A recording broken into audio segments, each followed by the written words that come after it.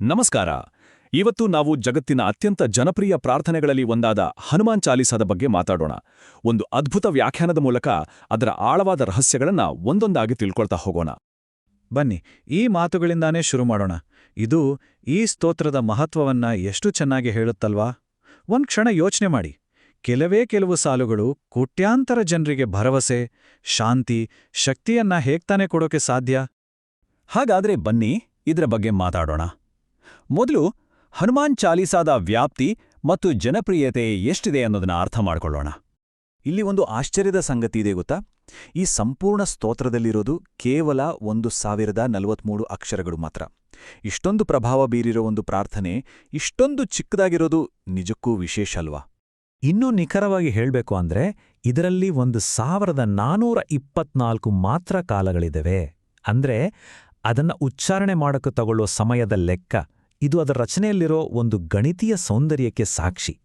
ಇದರ ರೀಚ್ ಇದೆಯಲ್ಲ, ಅದು ನಿಜಕ್ಕೂ ಇಂಟ್ರೆಸ್ಟಿಂಗ್.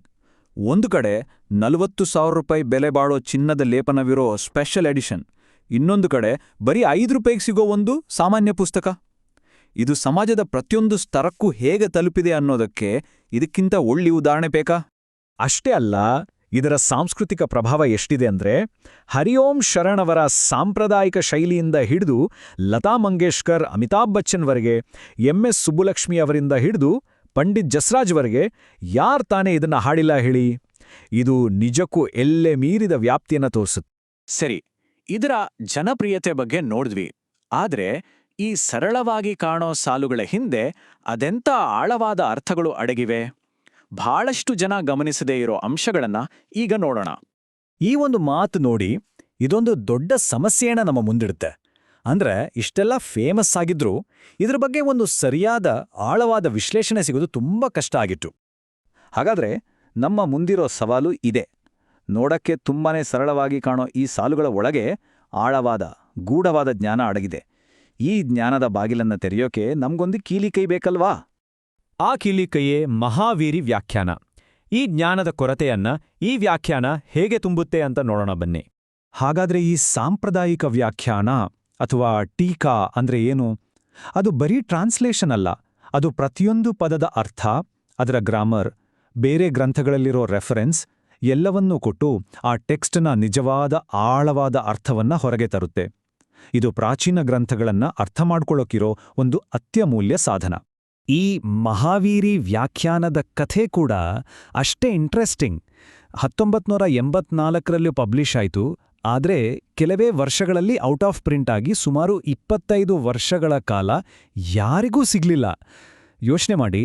ಆಮೇಲೆ 2 ವರ್ಷಗಳ ಹುಡುಕಾಟದ ನಂತರ 2013ರಲ್ಲಿ ಅದರ ಒಂದು ಪ್ರತಿ ಸಿಕ್ಕಿ ಮತ್ತೆ ಎಲ್ಲರಿಗೂ ಲಭ್ಯವಾಗುವಂತೆ ಮಾಡಲಾಯಿತು. ಈಗ ಈ ವ್ಯಾಖ್ಯಾನದ ಪವರ್ ಎಷ್ಟಿದೆ ಅಂತ ನೋಡೋಕ್ಕೆ ಸ್ತೋತ್ರದ ಮೊದಲನೇ ಸಾಲನ್ನೇ ತಗೊಳ್ಳೋಣ. ಶ್ರೀಗುರು ಚರಣ ಸರೋಜ ರಜ ನಿಜಮನ ಮುಕುರ ಸುಧಾರಿ. ಈ ಸಾಲು ಕೇಳಿದವರು ಯಾರೂ ಇರಲ್ಲ. ಆದ್ರೆ ಶ್ರೀಗುರು ಅನ್ನೋ ಒಂದೇ ಒಂದು ಪದದಲ್ಲಿ ಎಂಥ ಆಳ ಅಡಗಿದೆ ಅಂತ ಈಗ ನೋಡೋಣ. ಸಾಮಾನ್ಯವಾಗಿ ಶ್ರೀಗುರು ಅಂದ್ರೆ ಪೂಜ್ಯ ಗುರುಗಳು ಅಂತ ಅನ್ಕೋತೀವಿ. ಆದ್ರೆ ಮಹಾವೀರಿ ವ್ಯಾಖ್ಯಾನ ಇಲ್ಲಿ 2 ಅದ್ಭುತವಾದ ಅರ್ಥಗಳನ್ನ ತೆರೆದಿಡುತ್ತ. ಒಂದು, ಶ್ರೀ ಎಂದ್ರೆ ಸೀತಾಮಾತೆ, ಆಕೆಯಿಂದ ಆಶೀರ್ವಾದ ಪಡೆದ ಗುರು. 2, ಸ್ವತಃ ಸೀತಾಮಾತೆಯೇ ಆದಿಗುರು. ಅಪ್ಪ, ಯೋಚನೆ ಮಾಡಿ, ಒಂದೇ ಒಂದು ಪದದಲ್ಲಿ ಎಂಥ ದೇವತಾಶಾಸ್ತ್ರ ಅಡಗಿದೆ. ಈ ವ್ಯಾಖ್ಯಾನ ಸುಮ್ನೆ ಏನನ್ನೂ ಹೇಳಲ್ಲ.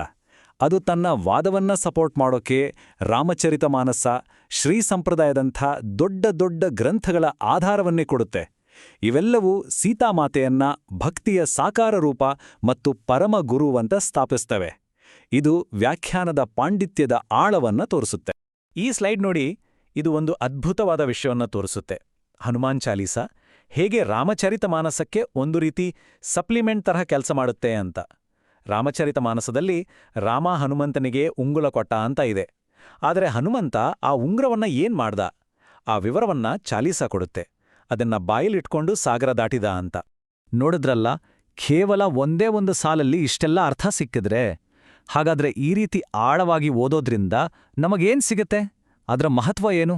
ನಾವು ಕೊನೆಗೆ ಅರ್ಥ ಮಾಡ್ಕೋಬೇಕಿರೋದೇನಪ್ಪಾ ಅಂದ್ರೆ, ಹನುಮಾನ್ ಚಾಲೀಸ ಅನ್ನೋದು ಕೇವಲ ಒಂದು ಪ್ರತ್ಯೇಕ ಸ್ತೋತ್ರ ಅಲ್ಲ. ಅದು ಬೇರೆ ಬೇರೆ ಮಹಾಗ್ರಂಥಗಳ ಜೊತೆ ಬೆಸೆದುಕೊಂಡಿರೋ ಒಂದು ಅರ್ಥಗಳ ಬ್ರಹ್ಮಾಂಡ. ಮಹಾವೀರ್ಯಂಥ ವ್ಯಾಖ್ಯಾನಗಳು ಆ ಬ್ರಹ್ಮಾಂಡದ ಬಾಗಿಲನ್ನು ನಮಗೆ ತೆರೆದುಕೊಡುತ್ತವೆ. ಇದಕ್ಕೆ ಸ್ವತಃ ತುಳಸಿದಾಸರ ಈ ಮಾತೇ ಸಾಕ್ಷಿ. ಅವರ ಉದ್ದೇಶ ಸ್ಪಷ್ಟವಾಗಿತ್ತು.